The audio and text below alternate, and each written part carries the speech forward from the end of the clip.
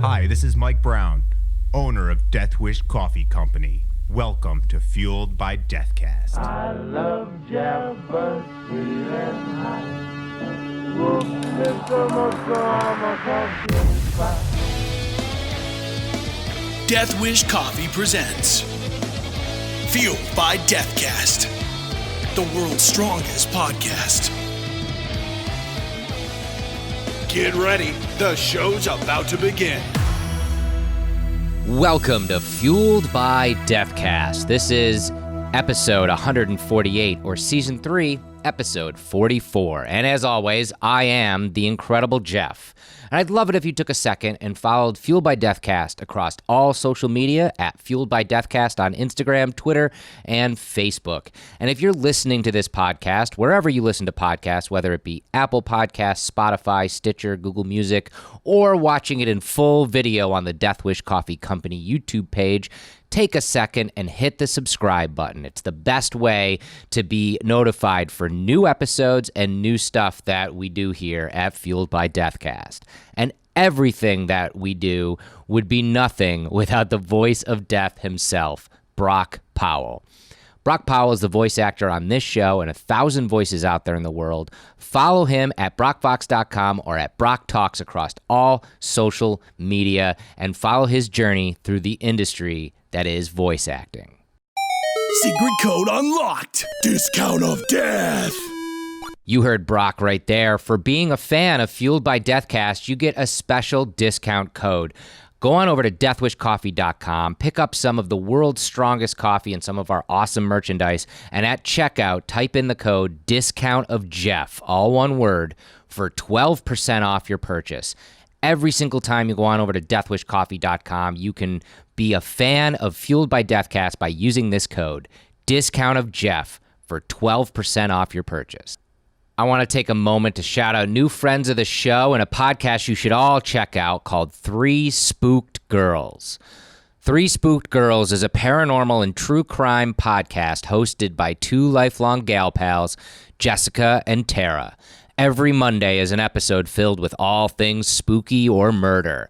Then come back on Thursday as they bring you a mini-sode from their Stabby Snippets series, a current true crime case told by Jessica or Tara. Along with the facts, the gal pals also bring laughs, themed drinks, and scares. This week, I am excited to bring you two guests for the price of one, Francis and Kelly from the band Buckcherry. Buckcherry has been rocking stages since the mid-90s and has continued that force through 2019, just getting off an incredible tour for the band. And I got Kelly and Frank to sit down and talk to me about joining the band later in the band's career and also their careers as musicians and where that has taken them through their life. It's inspiring and very entertaining, and I can't wait for you guys to hear it. So mugs up this week for this week's death guest from the band Buckcherry. The Fueled by Death guest. I want to thank you guys so much for joining me on the show, and I want to start kind of in the present as we're recording right now, but we'll get into the future because as we're recording this right now, you guys are currently on tour, on the Warpaint tour. How is that going? How is the Buckcherry fans digging you guys? It's cool. I think we're about 87 shows. I think right about now in already since just this year, since January. I don't count. Yeah. I wouldn't either.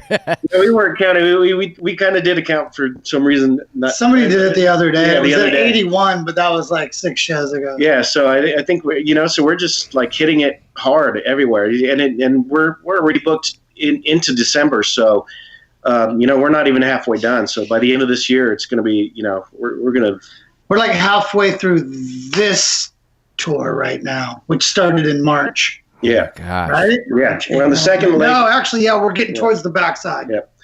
Second leg of the U.S. tour, and we've already done UK and Europe already earlier this year. We're going to be going back there later in this year, and Japan and Australia in September. Yeah. I think so. Yeah. I saw your tour dates. That you guys are going to Japan. You guys are going to the UK. I love asking this question for bands that tour the world like you guys. Is it a different response in different countries? Because I've heard mixed reactions from other musicians that I've talked to. Do you get like a larger response, say, in Japan than you do in the UK? Is there a place that like is way crazier than just playing in the States? South America's way crazier. Really? Argentina, and that's just from like past experience with other bands that I've played in. They will yell so loud that it is almost overpowering the PA sometimes. One of my old bands had a song with horns at the beginning. It was very and we didn't bring horns on, on that tour because it's expensive, and they were yelling out the horn lines louder than the actual, like, it was, we were just like, my mouth was open, like, what the fuck? That's crazy. But yeah, South America's definitely go nuts. They're used to doing all those soccer chants. Yeah, they'll do that thing forever. You just start that and let them go, and then you can just, it's total pandering. Yeah. One of the things that, I've noticed myself is watching, countless live performances of my favorite acts, in different countries and stuff like that, and talking to musicians like yourself that tour the world, is that it seems to be going to live music in other countries is an experience where we're kind of passé about it in the States now. Do you guys feel that way? Well, I mean, America is oversaturated with everything. There's too much to do. All over the place. But that's not to say that people still love going to live shows. Every one of our shows has been just, even if they're pre-recorded tracks. Well, no, our shows aren't. Not us. No. Not us. I'm just saying. No, we don't use any triggering, any sampling, any tracks. Which is another conversation. Yeah. So, our show's completely live, and that's one thing that the band's always prided themselves on. And it's great. But the thing is, the interaction between the fans and the band at our shows, the energy's always, up there. Everybody's always having a great time. It's not, you don't get a bunch of wallflowers that are just sitting there, just kind of, like zombies watching the show. So, which is great. Not to interrupt, but I will say, some cities are just more excitable than other cities. It doesn't even have to do with countries, I don't think. Yeah. I think it just depends on that particular city, because, where were we just at? We were just in Illinois. Where was that at? A couple of months? Yeah, and the crowd. Champaign. And it's just, it makes it a little easier, too, when the crowd's like, they kind of lift you up a little bit more. Yeah.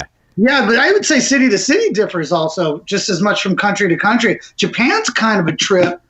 They're awesome when you're playing. They're loud. They're going. And then as soon as you stop playing, they just get quiet. And they listen. They're like, perfect. Well, a little disconcerting if you don't know to expect it. Yeah. That's so weird. It's so cool to hear, too, because, especially coming from you guys, because, talking with a band like Buckcherry, you guys bring it every single night, no matter what. So it's impossible, like you said, to be a wallflower. You're not going to go to a Buckcherry show and just sit there. Like that's impossible. Yeah. And it's also cool because I'm talking to the rhythm section here, and you guys like keep that pocket like no other. I got to commend you for it, especially in your live performances. It's just so amazing to behold.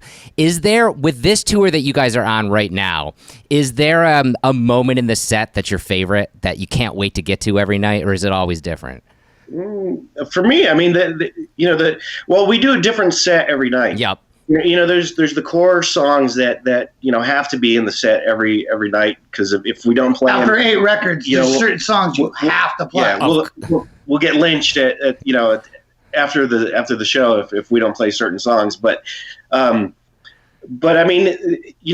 set changes every night, but it always has the same type of flow. So it just rolls really naturally, and it's constructed to where it stays energetic. You know, we have the ballads in there. And you got the ups and the downs and the back up again, Yeah. and then a little bit backside mellow, Yeah. and then tongue and cheeky towards the end, and then you crazy bitch them, and then So there's no low point in the set. You know, for me, and I think for the audience too. Everybody's full of energy the entire time. So ironically, there's a couple. I was just thinking about it last night. Last night, because we just did 3 in a row, and like I said, we've been out for a while, and I'm usually like Johnny up time and like let's do this. And even when I'm tired, I'm like that. But I was actually, when we got to Sorry towards the backside of the set, I was like, I think I'm just gonna chill out physically for a minute here. We've and just save it up because Yeah. But yeah, it was pretty funny last night. I actually got to Sorry and was like, I'm kind of fucking tired. Holy shit, I'm getting old. Oh man. But usually, like I said, that was like 3 of 3 in a row, and we've been going hard. Yeah. Yeah, and I mean, you guys are touring constantly. You're and like I said, you bring it every single night. Do you guys have? You have to. Nobody buys records anymore. It's So true. you have to go sing for your supper. It's true. It's true. But you actually mentioned it. I mean, we're all getting older, unfortunately. And now that you guys are out on the road so much, do you have anything that you do to keep up and stay active? Do you or do you just let it go every single night? Well, I mean, everybody kind of has their own, sort of things that they do, which consist of, everybody exercises. Everybody has their own little exercising thing. I stretch for about an hour, a good hour and a half before I play every night. Out of necessity, it's like if I have to do that. And, Yeah. and, the other guys, like today we have a day off, so everybody's hitting the gym at one point or another. Guys meditate, and just basically just take care of ourselves. It's like We do a lot of try to walking. eat right. And, Francis and I, we go hit all the all right, how far away is this, touristy? I started doing touristy stuff since he got in the band. and of course, a lot of coffee. All right. So we do a lot of check your health app. Oh, it says we're at 3.4 miles. It's like just, grandpa shit like that. We're mall walkers. Hey, you got to, though. You got to. Like I said, if you guys are bringing it as hard as you do every single night, the 4,000 shows a year, however many you're going to get to that count, I mean, you got to take care of yourself. I mean, you can't just, or you're Sure. not going to be able to make it. And that's what, You can't beat yourself up. Especially, I mean, maybe if you're in your 20s, I beat myself up pretty good. But, you bounce back really quick. Now it's just like, I've been drinking 14 years just because I was getting 3-day hangovers, man. I hear you. I was just like, what? I hear So you. I was just like, I got to stop drinking. Yeah. This is just like, Yeah, I think we all did our fair share of beating ourselves up when but you can't do that your whole life. no, you can't, not and be consistent. A lot of those guys that do that, they don't look so great, and we're all too vain. I love it. Look good. I love it. I love it. Well, Yeah. I kind of want to now go even farther back, and I want to start with you, Kelly. We're touring the world. We're talking about how just amazing it is to be in Buckcherry, but go all the way back with you, Kelly. Where did it start for you? When did you pick up the bass? What inspired you to say, I want to actually become a musician? Man, really, actually, I was really young. And I don't play piano, but there's pictures of me. My mom said they bought me this Wally Gator piano or something weird, like some of those little, and I think I was 3 years old, and my mom said I would sit in front of that thing and just pling, pling, pling, pling, pling for hours. And when I was around 5, they tried to give me guitar lessons. And, they do we're teaching the Suzuki method. And I'm like, man, I can't even spell Suzuki. and it's really boring. And you're trying to play Polly Wally Crappy or whatever song they give you. And it just didn't stick with me. And then I was always into sports.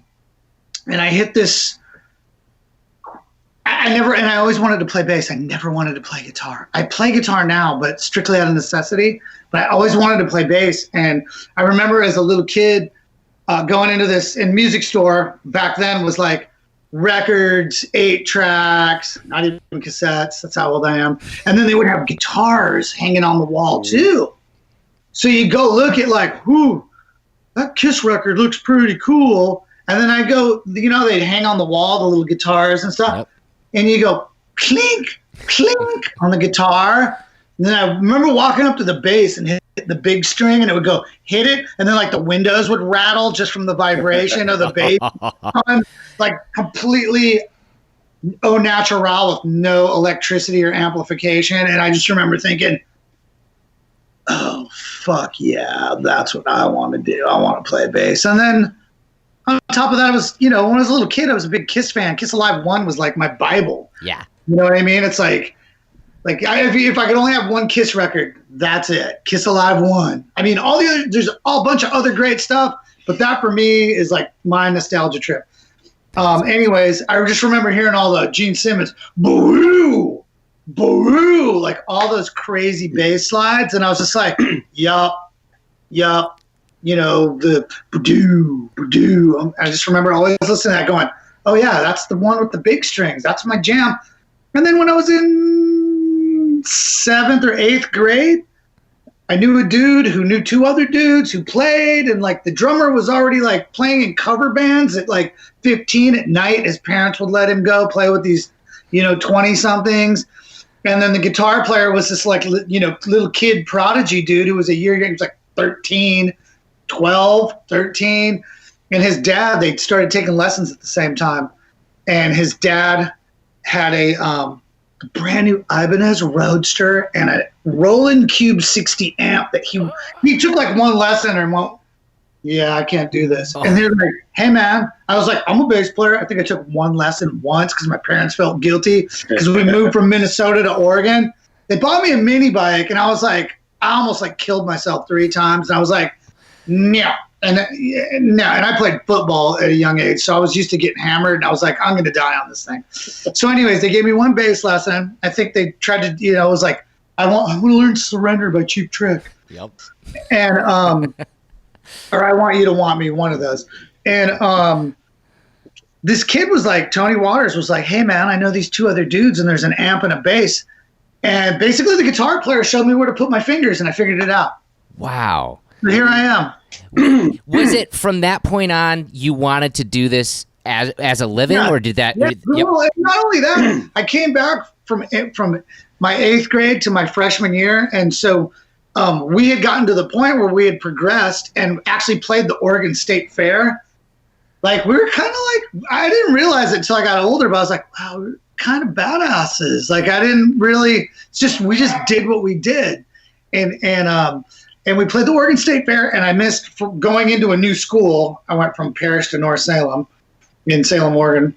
And I didn't like the coaches, and everybody grew, man. They were all like fucking 5 inches taller than me and new coaches. And I was like, fuck these putos. And I went and just was like, I told my mom, I'm like, I'm dropping out. I'm pursuing music. My mom was like, you're not fucking dropping out of shit.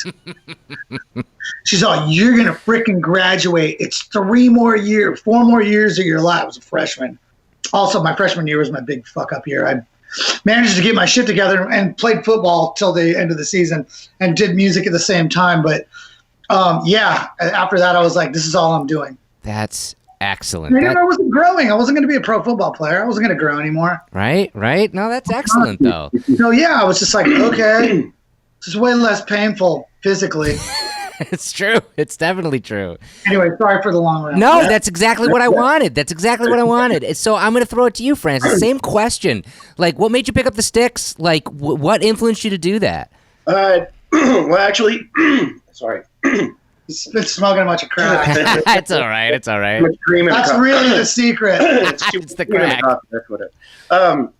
No, my uncle is a drummer, was a drummer, great drummer, and he kind of like, I got turned on to it early on from him, and he like gave me a snare drum, and he was didn't want to let me sit on the whole kit. He was like, here's what you get first, and he goes, learn your way around that, and then I'll start teaching you some other stuff. And I was like, oh, cool, But even before that, we used to have those 50-gallon metal drums at my grandparents' house. That the oil drums. One was full with like rice, the other one was full with beans or whatever, flowers, another one and stuff like that. So they were all at different levels, so they all had different pitches.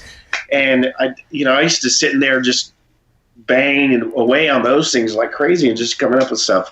I didn't I didn't know at that point that I just wanted to be a drummer. It's just something that I did. It was just something that I guess felt natural with. The thing that got me into that wanted me to to make me want to be a musician was I actually saw no, some bands that's their entire motivation. That was not mine. I can honestly say that. Yeah. Anyways. No, I saw this band at my sister's high school talent show, and the guitar player just came out and he was ripping. He did like the Star Spangled Banner, and then he ripped into Mr. Crowley. Oh, yeah. And the band just like blew me away. I mean, I was like floored. I was like, oh my God. It was like so. It did something inside of me that just made me. I was just like, I want to do that, And for a second, I thought I wanted to play guitar because that's what kind of, gave me that feeling in the first place. But I just went to my, where I was supposed to be and play drums. It's plus everybody in my neighborhood bought guitars, so it's like, if we ever wanted to be in a band, we couldn't be in a band with 5 guys with guitar and no drummer and no bass player because everybody just wanted to play guitar. I actually helped open the Portland School of Rock Music like 12 years ago, whatever it was, and they did the first boot camp, and it was one of those things where Carl, who ran the school, came up to me and goes, "Hey man, can you recruit?" Everybody was a guitar player or a singer. There was like 3 drummers and 1 bass player, and he goes, "Can you recruit some of these guys, girls, just get them to doing that?" And I basically just like, they were all like, at that point, I think they were all like boys and they were teenage ages. And I remember going to the gay cellar. Can you hear that? Yeah. That's Josh in the.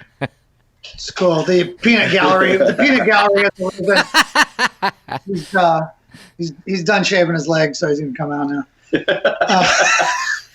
But I just remember like looking at them going like, "Hey man, how many drummers did you see?" And they're like, 3. I'm all, "How many bass players did you count?"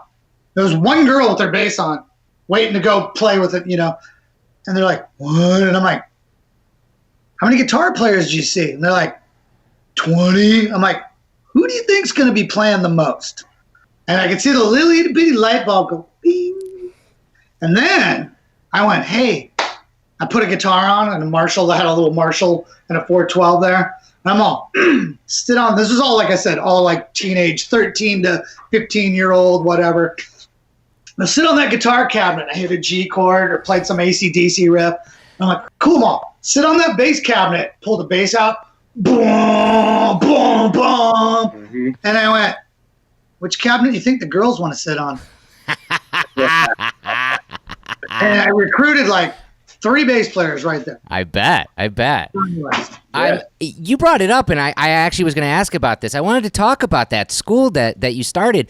How did that even, was that an idea that you had? Like, how did that start? I knew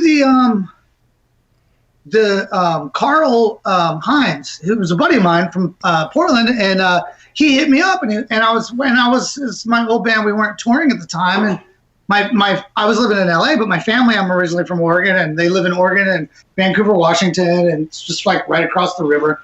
And he said, "Hey man, he was buddies with Paul Green, the original dude. He's from Philly originally, and he's actually got he opened a school just across the river now. He actually climbed the ranks all the way to like the number 2 dude there, anyways, at School of Rock. But he's got another school, Hammersmith Rock Academy, across the. And I still work there sometimes, and it's really fun working with kids. It's a trip when they get those like light bulb moments where they'll like figure something out and go like, "Oh shit, yeah, okay," or just, it's pretty cool. But anyways, he asked me to do it, and I had time, and it was hard work. The boot camps are gnarly. I mean, because it is just like crushing on your ears. Yeah. Because like you run them, you group them up in little bands. Like, okay, you guys are doing TNT, you guys are doing Suffragette City, like whatever you're doing. That's the boot camps.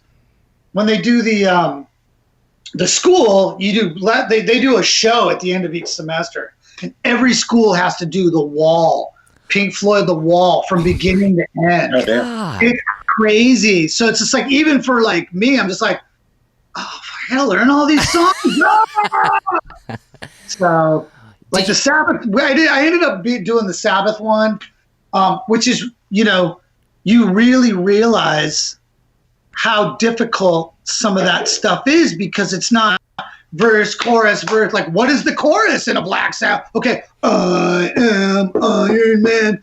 The obvious ones, but when you get into like all these esoteric jams and stuff, it's just like, for like a bunch of young kids, let alone a bunch of adults, you know what I mean? It's like, you really got to work. You got to work those dudes. And sometimes you got to make adjustments and go, we're only going to do this part 6 times, guys, or whatever it is. But yeah, it's hard work, man. It's hard. But the kids bust their ass and they love it. It's so cool that something like that exists in the world for the younger generation, because I mean, rock and roll needs to be for everybody, and it's so rad that you're a part of that. Did you ever see yourself as a teacher?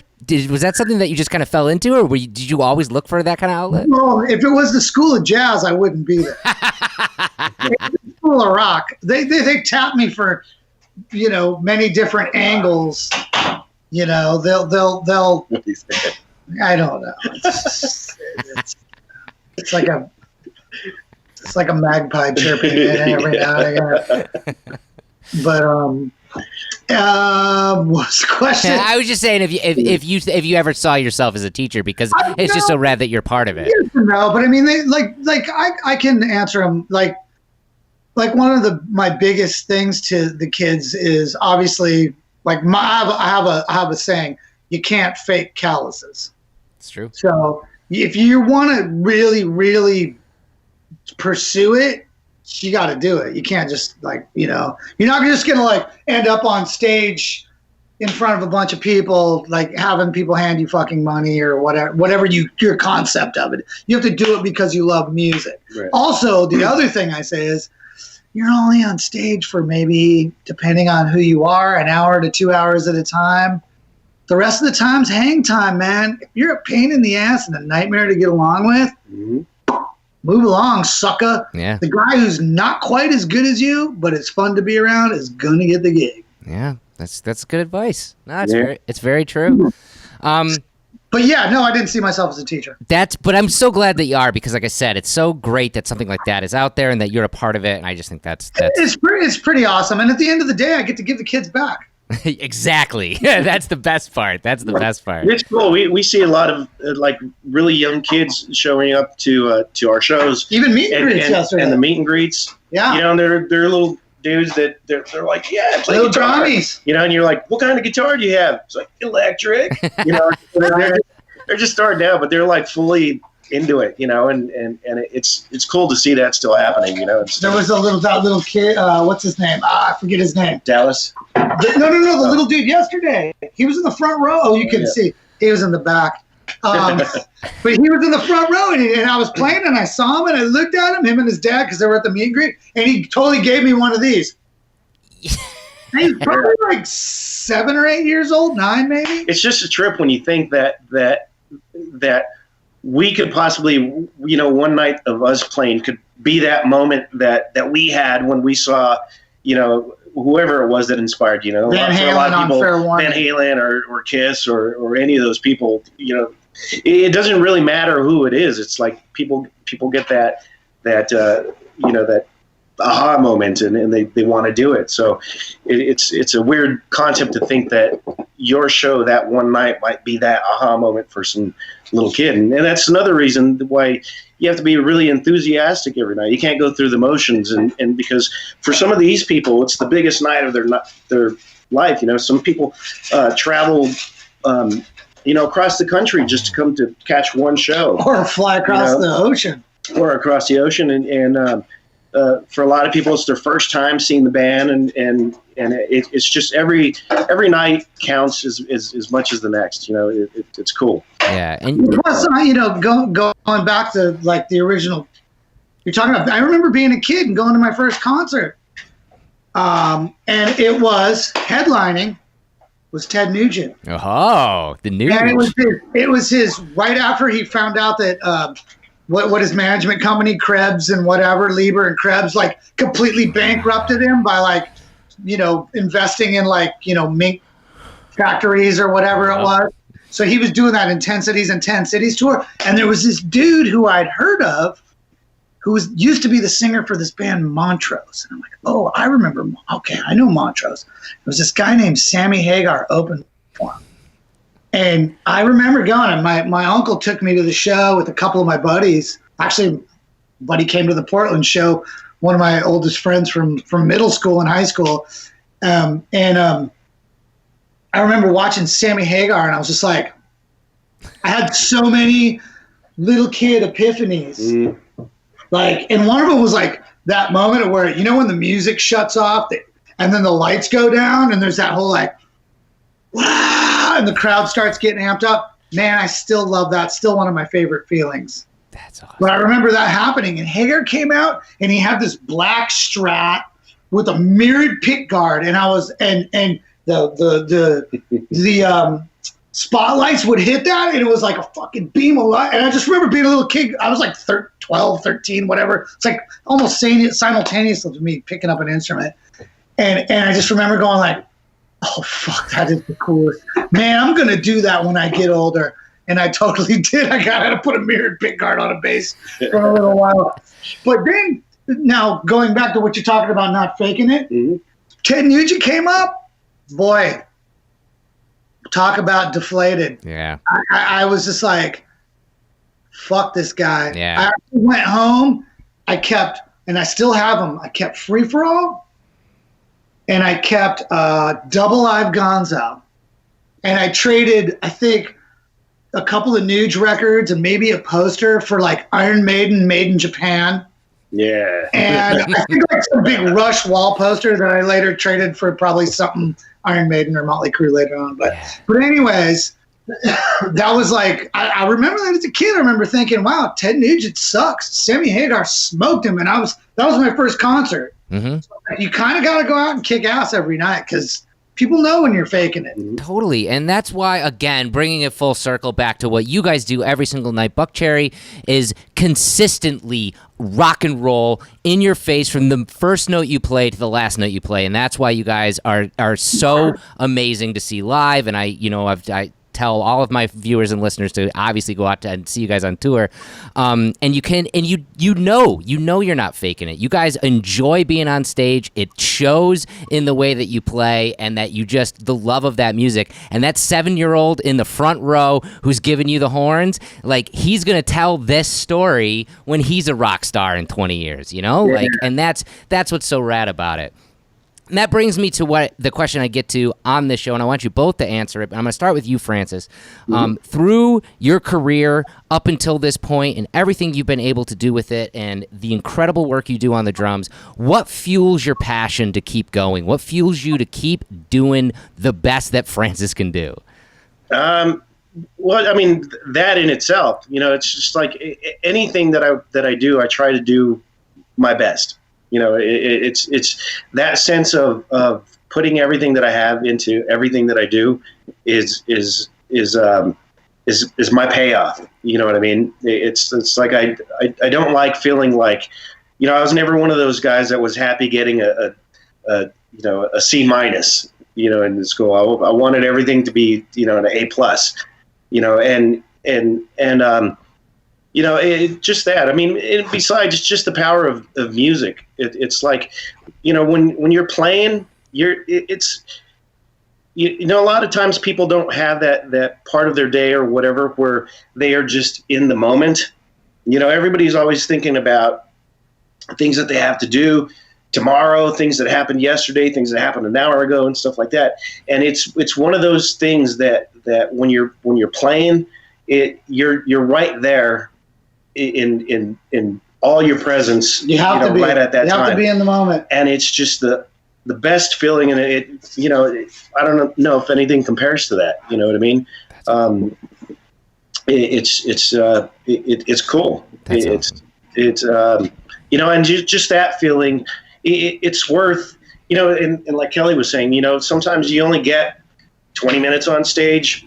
Maybe you get it 2 hours, maybe 3 hours if you're Paul McCartney but Bruce Springsteen. but that time is your time, and it's worth it. Just the feeling that you get is worth, all the stuff that you have to do just to get that 1 hour or 30 minutes or whatever you get, and which is another reason why it doesn't make any sense to me when people go up there and they don't put everything that they have into it, because it's like you do so much work just to get that little spot on stage, that why would you go through the motions? It's like that. It makes all your work and time and years that you put into it, and all the sacrifices that you make, kind of, not valid because you're not fully embracing that payoff right then and there.